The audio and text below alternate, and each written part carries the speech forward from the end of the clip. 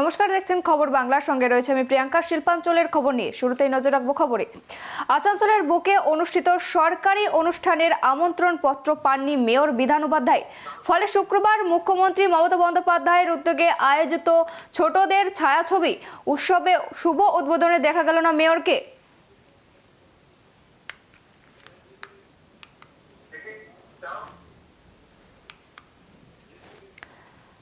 আসানসোল রবীন্দ্র ভবন প্রেক্ষাগৃহে আয়োজিত অনুষ্ঠানে প্রদীপ প্রজ্বলনের মাধ্যমে এদিন উৎসবের শুভ সূচনা করেন আসানসোলের সাংসদ শত্রুঘ্ন সিনহা, রাজ্যের মুখ্যমন্ত্রী মলয় ঘটক, চন্দ্রনাথ সিনহা, জেলা শাসক এস পূর্ণাবলম, বিধায়ক নরেন্দ্রনাথ চক্রবর্তী এবং আসানসোল পৌর নিগমের ডেপুটি মেয়র অভিজিৎ ঘটক।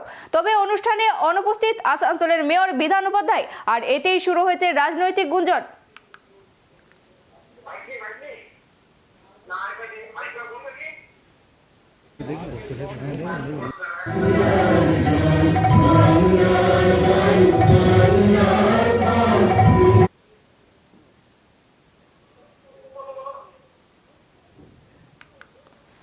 আসানসোলের বুকে অনুষ্ঠিত সরকারি অনুষ্ঠানের আমন্ত্রণ পত্র পাননি মেয়র বিধান উপাধ্যায়। ফলে আজ শুক্রবার মুখ্যমন্ত্রী মমতা বন্দ্যোপাধ্যায়ের উদ্যোগে আয়োজিত ছোটদের ছায়াছবি উৎসবের শুভ উদ্বোধনে দেখা গেল না মেয়রকে। আসানসোল রবীন্দ্র ভবন প্রেক্ষাগৃহে আয়োজিত অনুষ্ঠানের প্রদীপ প্রজ্বলনের মাধ্যমে এদিন উৎসবের শুভ সূচনা করেন আসানসোলের সাংসদ শত্রুঘ্ন সিনহা, রাজ্যের মন্ত্রী মলয় ঘটক, চন্দ্রনাথ সিনহা, জেলা শাসক এস পূর্ণাবলম, বিধায়ক নরেন্দ্রনাথ চক্রবর্তী এবং আসানসোল পৌর নিগমের ডেপুটি মেয়র অভিজিৎ ঘটক। তবে অনুষ্ঠানে অনুপস্থিত আসানসোলের মেয়র বিধান উপাধ্যায়, আর এতেই শুরু হয়েছে রাজনৈতিক গুঞ্জন।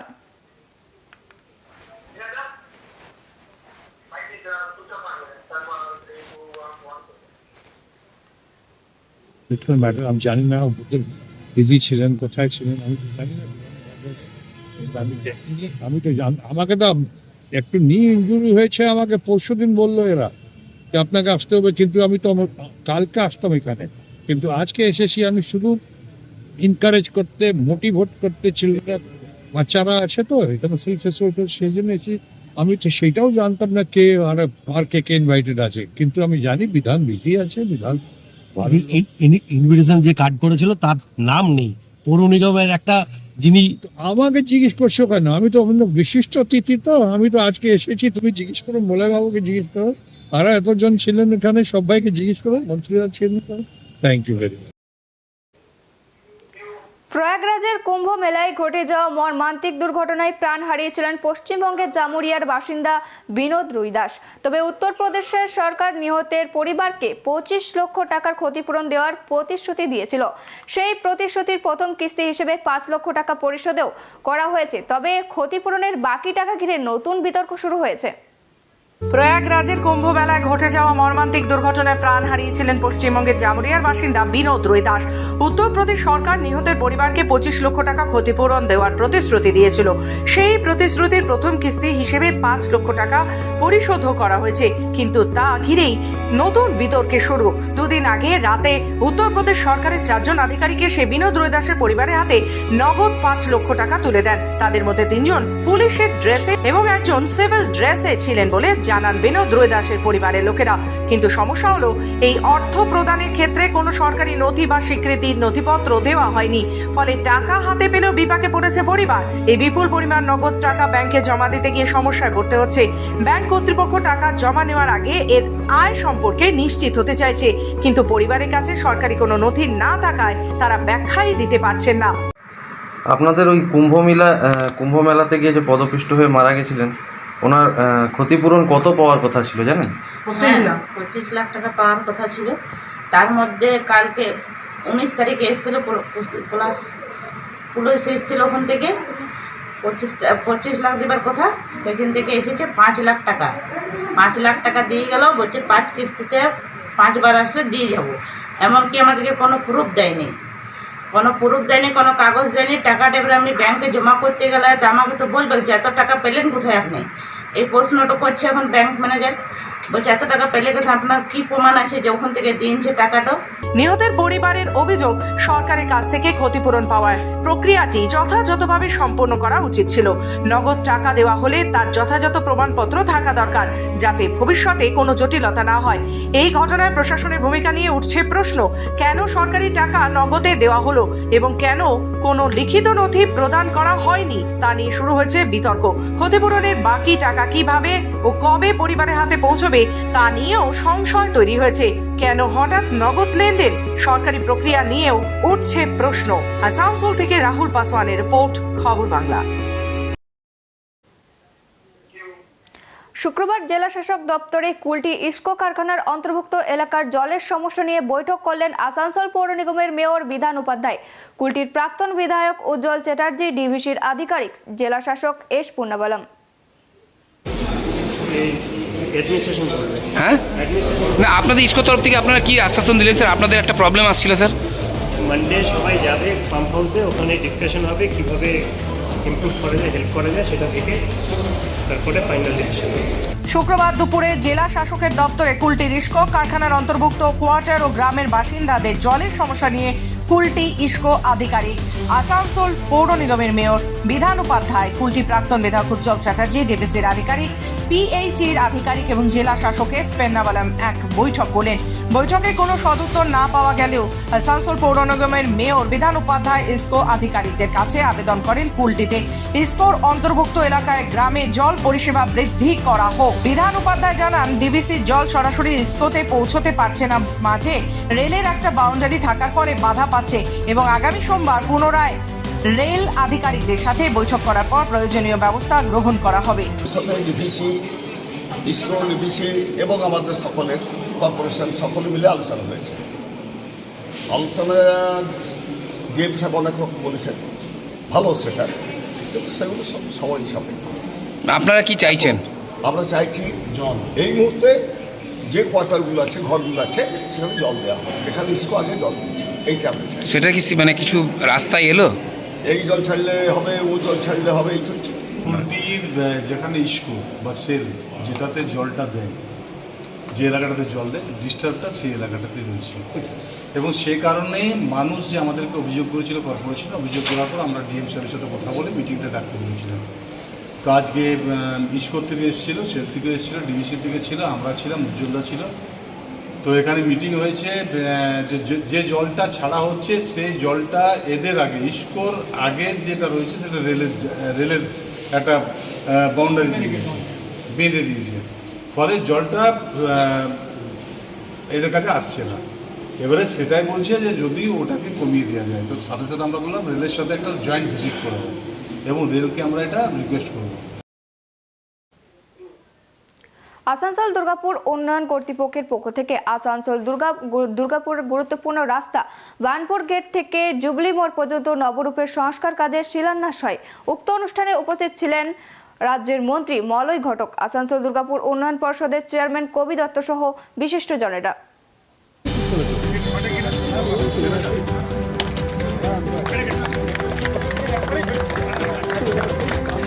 রাজ্য সরকারের উদ্যোগে আসানসোল দুর্গাপুর উন্নয়ন কর্তৃপক্ষের পক্ষ থেকে শুক্রবার আসানসোলের গুরুত্বপূর্ণ রাস্তা বার্নপুর স্কপ গেট থেকে জুবলি মোড় পর্যন্ত নবরূপের সংস্কার ও সৌন্দর্যায়নের কাজের শিলান্যাস অনুষ্ঠান অনুষ্ঠিত হয়। অনুষ্ঠানে উপস্থিত ছিলেন রাজ্যের মন্ত্রী শ্রী মলয় ঘটক, আসানসোল দুর্গাপুর উন্নয়ন পর্ষদের চেয়ারম্যান শ্রী কবি দত্ত, পশ্চিম বর্ধমানের জেলা শাসক পূর্ণাবলম এস, আসানসোল দুর্গাপুর উন্নয়ন পর্ষদের সিইও শ্রী রাজু মিশ্র, আসানসোলের ডেপুটি মেয়র অভিজিৎ ঘটক সহ অন্যান্য বিশিষ্ট জনেরা। আনুমানিক 14 কোটি 9 লক্ষ টাকা খরচা করে এই রাস্তা নবনির্মাণের কাজ হবে। মন্ত্রী মলয় ঘটক তার বক্তব্যে জানায়, এই রাস্তা সম্পূর্ণ হওয়ার পর অত্যাধুনিক মানের রাস্তা হিসেবে দেশের মানচিত্রে অন্যতম স্থান পাবে। আসানসোল দুর্গাপুর উন্নয়ন পর্ষদের চেয়ারম্যান কবি দত্ত জানান, এই রাস্তা নব সংস্কারের সঙ্গে সঙ্গে অত্যাধুনিক মানের রাস্তার দুপাশে সৌন্দর্যায়ন হবে। না, এটা শিলান্যাস বলতে এটা স্কপ গেট থেকে জুবলি মোড় পর্যন্ত আমরা করছি এবং এই রাস্তাটা আমরা, যদিও টাইম দেওয়া আছে যে আমাদের করতে 10-11 মাস লাগবে, কিন্তু আমরা কথা দিচ্ছি 6 মাসের মধ্যে আমরা শেষ করে দেবো। এই রাস্তাটা করতে শুধু মানে আমি রাস্তার কোটিং অ্যান্ড রিপেয়ারিং এটা করতে শুধু আমাদের লাগছে near about 15 crores of rupees এবার এর সৌন্দর্যনের ব্যাপারটা সম্পূর্ণ আলাদা, তাতেও কিন্তু অনেক টাকা লাগবে, আই বিলিভ 4-5 কোটি টাকা তাতেও লাগবে। মানে সব মিলে কিন্তু ইট will B beautiful road, it landmark road. আমরা দুর্গাপুরেও করছি, মানে গান্ধী মোড় থেকে বিধাননগর পর্যন্ত আমরা এই কাজ একই জিনিস আসানসোলেও করছি, স্কপ গেট থেকে আরম্ভ করে জুবলি মোড় পর্যন্ত। অ্যান্ড আমি ভেরি শিওর আপনারা সবাই এই রাস্তাটাকে দেখলে আপনাদের ভালো লাগবে in future. It will 4 laning road. এখানেও দুর্গাপুরের মতো এখানেও আমরা ফাউন্টেন রাখার চেষ্টা করছি, আমরা স্কাল্পচার থাকবে, আমাদের ডিফারেন্ট আই মিন যেটা বলে দোকান যেটাকে বলে ছোটো, যেটাকে আমরা সেরকম ইম্পোর্টেড সেরকম থাকবে, ডিফারেন্ট আদার্স সব রকম ফেসিলিটিস থাকবে, বায়ো টয়লেট থাকবে, male female both, water ATM থাকবে, উইল ডু এভরিথিং, রেলিং থাকবে, ফুটপাথ থাকবে, ওয়াকওয়ে থাকবে, গ্রিনারি থাকবে। এগুলো হচ্ছে এর বাইরের অ্যামাউন্ট। শুধু রাস্তাটা বানাতে আবারও বলছি নিয়ার অ্যাবাউট 15 কোর্স আমাদের লাগবে, বাকিগুলো সব আলাদা। ইট উইল বি ইউনিক ওয়ান। এবং আর একটা ইনফরমেশান আপনাদেরকে দিই, জাস্ট আমরা এই মার্চ মাসে মানে এই ধরুন গত সপ্তাহ থেকে 30 তারিখ পর্যন্ত আমরা এডিডিএ থেকে রিমার্কেবলি প্রায় নিয়ার অ্যাবাউট 70-80 কোটি টাকার কাজ minimum, I believe it will be even more, হয়তো 100 কোটি টাকা আমরা শুধু এক মাসে আমরা এই কাজ মানে করছি, মানে ইনগ্রেশন করছি এবং যেগুলোর কোনো নেই, মানে বিকল্প নেই, এবং এগুলো বাস্তব রূপ। আপনার রাস্তার কাজ কিন্তু আমরা যেদিনই নারকেল ফাটাচ্ছি তার 3-4 দিনের মধ্যে কাজ শুরু হয়ে যাচ্ছে সেখানে, এবং ফিনিশিংও যত তাদের এত বড় বড় রাস্তা আমরা কথা দিচ্ছি 6 থেকে 7 মাসের মধ্যে আমরা শেষ করে দেবো, যদিও টাইম নেওয়া আছে 1 বছর। আমার engineer team is very efficient এবং নিশ্চয়ই কন্ট্রাক্টররাও তো আমাদের কোঅপারেট করবে, আপনাদের সহযোগিতা পাবো, and will do the best commitment. ভারতীয় জনতা পার্টির 6 নম্বর মণ্ডলের পক্ষ থেকে কাকসার গ্রাম পঞ্চায়েতে ডেপুটেশন জমা দেন বিজেপির কর্মী সমর্থকরা। তারা মূলত 3টি দাবি নিয়ে এদিন ডেপুটেশন জমা দেন। এই কর্মসূচিতে উপস্থিত ছিলেন বর্ধমান সদরের বিজেপি জেলা সহ সভাপতি রমন শর্মা, প্রশান্ত রায় সহ অন্যান্যরা। ভারতীয় জনতা পার্টির গলসি 6 নম্বর মণ্ডলের পক্ষ থেকে কাকসা গ্রাম পঞ্চায়েতে ডেপুটেশন জমা দেন বিজেপির কর্মী সমর্থকেরা। মূলত 3টি দাবি নিয়ে এদিন ডেপুটেশন জমা দেন তারা। এদিন বিজেপির এই কর্মসূচিতে উপস্থিত ছিলেন বর্ধমান সদর বিজেপির জেলা সহ সভাপতি রমন শর্মা, প্রশান্ত রায় সহ অন্যান্যরা। এদিন বিজেপির এই ডেপুটেশনকে ঘিরে যাতে কোনো রকম অপ্রীতিকর ঘটনা না ঘটে, তাই কাকসা গ্রাম পঞ্চায়েতে আগে থেকেই মোতায়েন ছিল কাকসা থানার পুলিশ। ডেপুটেশন কর্মসূচি শেষে বিজেপির বর্ধমান সদরের জেলা সহ সভাপতি রমন শর্মা জানিয়েছেন, কাকসা গ্রাম পঞ্চায়েতের অধীনে যে সমস্ত এলাকাগুলো রয়েছে সেই সমস্ত এলাকায় নিকাশি নালা সাফাই না হওয়ার কারণে সমস্যায় পড়তে হচ্ছে এলাকার মানুষকে। দ্রুত নিকাশি নালা সাফাই করার বিষয়ে তারা কাকসা গ্রাম পঞ্চায়েতের প্রধানের কাছে লিখিতভাবে স্মারকলিপি জমা দিয়েছেন। পাশাপাশি কাকসা গ্রাম পঞ্চায়েতের নির্মল গ্রাম পঞ্চায়েত হিসেবে স্বীকৃতি পেলেও এখনো বহু বাড়িতে শৌচালয়ের ব্যবস্থা নেই। সে বিষয়ে যাতে সমস্ত বাড়িতে শৌচালয়ের ব্যবস্থা হয় তার আবেদন জানানো হয়েছে। পাশাপাশি যে সমস্ত শ্রমিকেরা পূর্বে কাকসার বিভিন্ন এলাকায় নিকাশি নালা সাফাইয়ের কাজ করেছিল, সেই সমস্ত শ্রমিকেরা এখনো পর্যন্ত তাদের বকেয়া টাকা পায়নি, তাই যাতে তারা দ্রুত তাদের বকেয়া টাকা পায় সে বিষয়েও আবেদন জানানো হয়েছে। দেখুন, আমরা জানি যে এলাকার ড্রেনেজ সিস্টেম একদম কলাপস আছে, এলাকায় নিকাশি ব্যবস্থা একদম বেকার, আর ড্রেনগুলো সব একদম জমে রয়েছে, পরিষ্কার নেই। আর আগামী যে বর্ষা আসবে, গ্রীষ্মের পরই বর্ষা, তার আগেই গ্রীষ্মকালে যাতে ড্রেনগুলোকে পরিষ্কার করা যায়, এটাই আমাদের মূল দাবি ছিল। এবং গতবার কিছু ড্রেন পরিষ্কার হয়েছে, কিছু লেবাররা কাজ করেছে, কিছু লেবার এখনও তাদের পয়সা পায়নি। মর্মান্তিক দুর্ঘটনা দুর্গাপুর টাউনশিপে একটি 4 চাকা গাড়ি আনন্দ বিহার দিয়ে দুর্গাপুর হাউসের দিকে যাচ্ছিল। ঠিক সেই সময় বিবেকানন্দ রাস্তার উল্টো দিক থেকে টোটোর সাথে মুখোমুখি সংঘর্ষ হয়। ঘটনাস্থলে টোটো চালক আহত হয় এবং তাকে ডিএসপি মেন হসপিটালে নিয়ে যায়।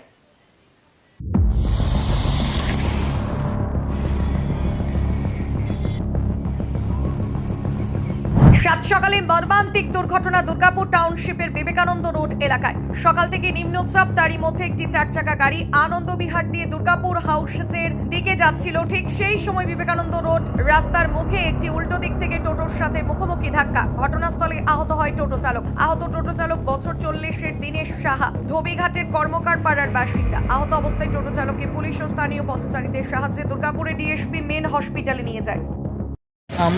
আমি ওইখান থেকে ওই মোড়টা থেকে আসছিলাম, নিয়ে একটা গাড়ি সাদা রঙের, এই গাড়িটা আসছিল নিয়ে এই অপোজিট সাইড থেকে টোটোটা যাচ্ছিল।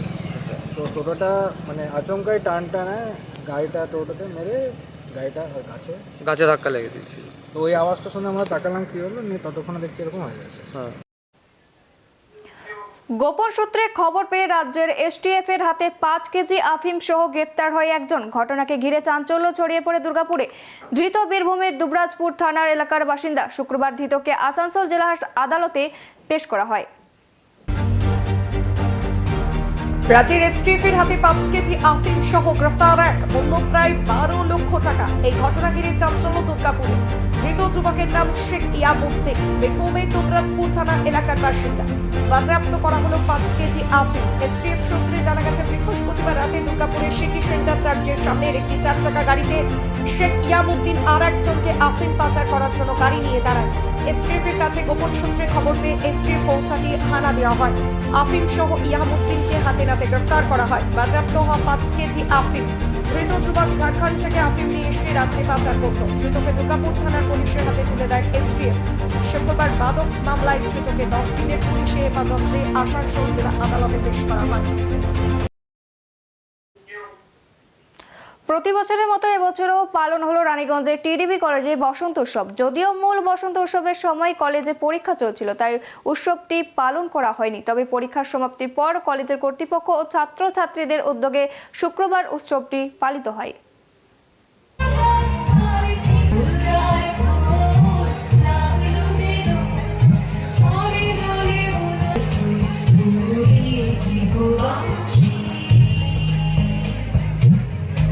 প্রতি বছরের ন্যায় এই বছরও পালন করা হলো বসন্ত উৎসব। রানীগঞ্জ টিডিবি কলেজ প্রাঙ্গণে শুক্রবার 21শে মার্চ পালিত হলো বসন্ত উৎসব। বসন্তের রঙিন এই দিনটি শিক্ষার্থীদের মাঝে আনন্দ উৎসবের আমেজ ছড়িয়ে দেয়। যদিও মূল বসন্ত উৎসবের সময় কলেজে পরীক্ষা চলছিল, তাই উৎসবটি তখন পালন করা সম্ভব হয়নি। পরীক্ষা সমাপ্তির পর কলেজ কর্তৃপক্ষ ও ছাত্রছাত্রীদের উদ্যোগে আজ উৎসবটি পালিত হয়। উৎসব শুরু হয় আবির খেলার মাধ্যমে। রঙিন হয়ে ওঠে গোটা কলেজ চত্বর। আজ আমাদের টিডিবি কলেজে বসন্ত হচ্ছে। আমরা প্রতি বছর এই বসন্ত উৎসব পালন করি। প্রতি বছর না, এই বছর আমাদের বসন্ত উৎসব চলছে কলেজে। আপনারা দেখতে পাচ্ছেন যে অনেক ছেলেরা মেয়েরা রং খেলছে এই বৃষ্টিতেও। এই তাতে আনন্দ এই যে ফুটে উঠছে, এটা আমাদের অনেক বড় পাওয়া। উৎসবের অংশ হিসেবে আয়োজিত হয় সাংস্কৃতিক অনুষ্ঠান, যেখানে কলেজের ছাত্রছাত্রীরা গান, নাচ ও কবিতা আবৃত্তি পরিবেশন করে। শিক্ষকেরাও এই অনুষ্ঠানে অংশগ্রহণ করেন। কলেজের অধ্যক্ষ জানান, আজ সবাই মিলে বসন্তকে বরণ করতে পেরে খুবই ভালো লাগছে। এভাবে আমাদের সংস্কৃতি ঐতিহ্যকে ধরে রাখতে হবে। দেরি হয়ে গেল কারণ হোলি বা দোলের আগের দিন আমাদের ফার্স্ট সেমিস্টারের ইউনিভার্সিটি পরীক্ষা চলছিল। আমরা একটু লেটই হয়ে গেল আমাদের এই বসন্ত উৎসব পালন করবার জন্য। কিন্তু আমরা আমাদের ছাত্রছাত্রীদের সবসময় আমরা চাইবো সাংস্কৃতিকভাবে তারাও খুব উজ্জ্বল হোক, তাই আমরা একটু লেট হলেও বসন্ত উৎসবটা করেছি। যদিও আজকের দিনটা একটু বর্ষা মুখরিত, কিন্তু মনের রং তো কখনো শেষ হতে পারে না, তাই আমরা মনের রঙে সবাইকে রঙিন করে দেবো। রানীগঞ্জ থেকে কৃতিবাস রুইদাসের রিপোর্ট, খবর বার্তা। শিল্পাঞ্চলের সমস্ত খবর এখনকার মতো এ পর্যন্ত। এরপর আরও খবর দেখার জন্য নজর রাখুন খবর বাংলার পর্দায়। খবর বাংলা, খবরের খবরদারি।